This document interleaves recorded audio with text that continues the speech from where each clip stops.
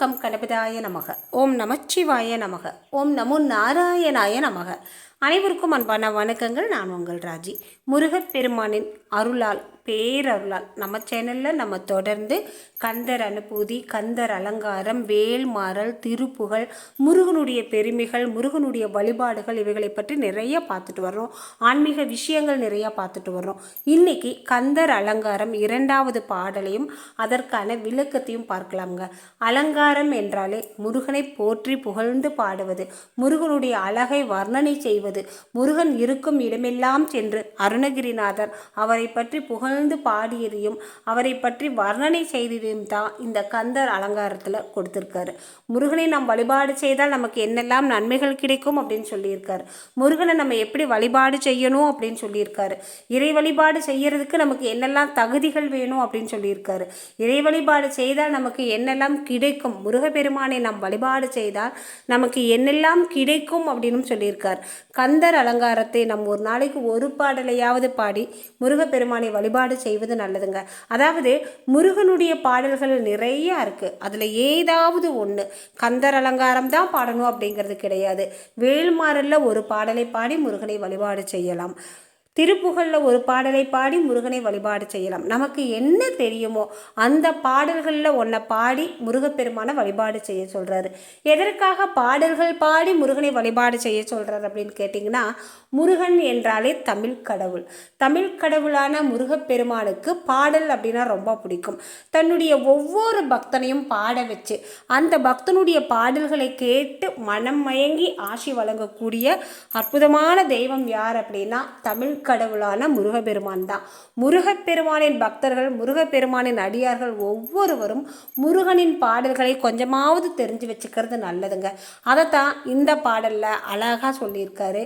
வாங்க பாடலையும் அதற்கான விளக்கத்தையும் பார்க்கலாம். அழித்து பிறக்க ஒட்டா அயல்வேலன் கவியை, அழித்து பிறக்க ஒட்டா அயல்வேலன் கவியை, அன்பால் எழுத்து பிழையற கற்கின்றீரே, எரிமோண்டதென்ன விழித்து புகையல, விழித்து புகையல, பொங்கும் வெங்கூற்றன் விடும் கயிற்றா, கழுத்திற் சுருக்கிட்டிலுக்கும் அன்றோ கவி கற்கின்றதே. அருமையான பாடலுங்க, ரொம்ப அழகான பாடல். இதோட விளக்கத்தை நம்ம கேட்டோம் அப்படின்னா, இவ்வளவு காலமாக நம்ம வீண் பண்ணிட்டோமா அப்படின்னு நம்ம ஒவ்வொருத்தருக்குமே தோணும். சில குழந்தைகிட்ட கோவிலுக்கு போங்க, இறை வழிபாடு செய்யுங்க, முருகன் கோவிலுக்கு போங்க, சிவன் கோவிலுக்கு போங்க அப்படின்னு நம்ம சொன்னோம்னா, கோவிலுக்கு போகிறதுக்கு எனக்கு என்ன வயசாகிருச்சு, இன்னும் எனக்கு வயசு இருக்குது, இது அனுபவிக்க வேண்டிய வயசு, இந்த வயசில் நான் அனுபவிச்சுட்டு வயசான காலத்தில் கோவிலுக்கு போவேன் அப்படின்னு சொல்லுவாங்க, நம்ம கேட்டிருப்போம். ஆனால் அருணகிரிநாதர் என்ன சொல்கிறாரு இந்த பாட்டில் அப்படின்னு கேட்டிங்கன்னா, ஒவ்வொரு குழந்தைக்கும் ஒவ்வொரு மனிதனுக்கும் பிறப்பு அப்படிங்கிறது எப்போங்கிறது தெரியும். 10 மாதம் குழந்தை வயிற்றில் இருக்குது அப்படின்னா 10வது மாதம் குழந்தை ஏதாவது ஒரு நாளில் பிறந்துடும். ஒரு நாள் முன்ன பின்னாகும், ஆனால் குழந்தை பிறந்துடும் அப்படிங்கிறது நம்ம எல்லாருக்குமே தெரியும். ஆனால் அந்த குழந்தையோட இறப்பு அப்படிங்கிறது உறுதி. இறப்பு அப்படிங்கிறது உறுதியான ஒன்று. யமன் எப்போ வேணாலும் வருவான், எப்போ வேணாலும் நம்மளை கூட்டிகிட்டு போவான் அப்படிங்கிறது தெரியும். ஆனால் அது எப்போ அப்படிங்கிறது உறுதி இல்லை. நிகழ்ச்சி உறுதி, ஆனால் அது எப்போ அப்படிங்கிறது சந்தேகம். நமக்கு அது தெரியாது, யாருக்குமே தெரியாது. எப்போ சாவு வரும்னே தெரியாது. நீ கடைசி காலத்தில் சாக போகிறப்பவா போய் நீ முருகனை வழிபாடு செய்வ? கடைசி நேரத்தில் கூப்பிட்டு என்ன பிரயோஜனம்?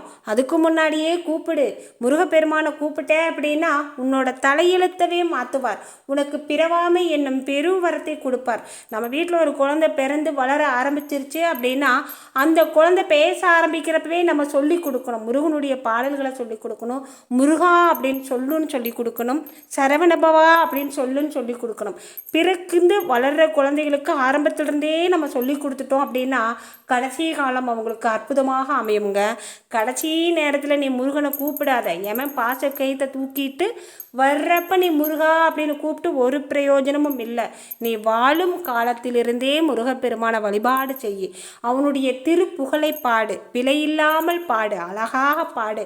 அயல்வேலன் கையில் இருக்கிற அந்த வேலானது நம்முடைய கர்ம வினைகளை அனைத்தையும் அழிக்கக்கூடியது, நமது பாவங்களை அழிக்கக்கூடியது.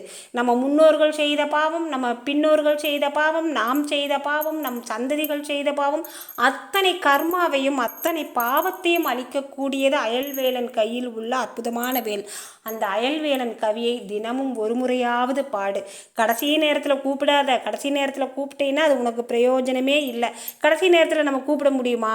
நமக்கு எப்போ என்ன நடக்கும்னே தெரியாது. வாழ்கிற காலத்தில், ஆரோக்கியமாக இருக்கிற காலத்திலேயே முருகனை வழிபாடு செய்ய, தினம்தோறும் முருகா முருகா என்ற நாமத்தை சொல், உன் வாழ்வு சிறப்பாக அமையும் அப்படிங்கிறது தான் இந்த பாட்டை அழகாக சொல்லியிருக்காருங்க.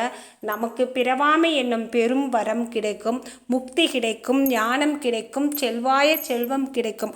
முருகப்பெருமானுடைய நாமத்தை சொல்லி நாம் முருகப்பெருமானை வழிபாடு செய்தால் போதுங்க, நம்ம வாழ்வு சிறப்பாக இருக்கும். இந்த பாட்டுக்கு இன்னும் நிறைய அர்த்தங்கள் இருக்குங்க, சொல்லிக்கிட்டே போகலாம். ஆனால் நிறையா பேர் 2-4 வரி பாட்டுக்கு 6 நிமிஷம் பேசுகிறேன்னு பேசுவீங்கிறதுனால சுருக்கமாக முடிச்சுக்கிறேன். மீண்டும் பார்க்கலாம்.